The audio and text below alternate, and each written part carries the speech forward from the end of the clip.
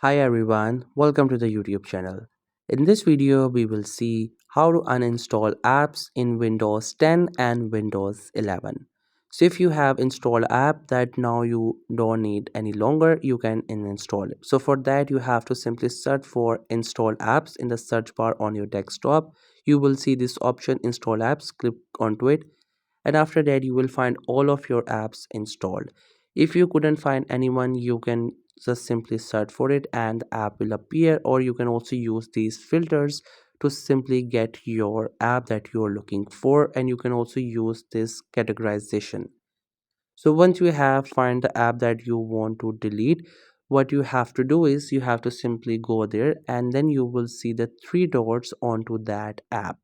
Let's say this is the one that I want to delete it.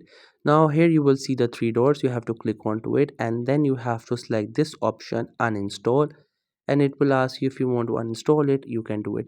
Sometimes it asks you further questions like are you sure you want to uninstall it, or that app gets open and then you have to install it.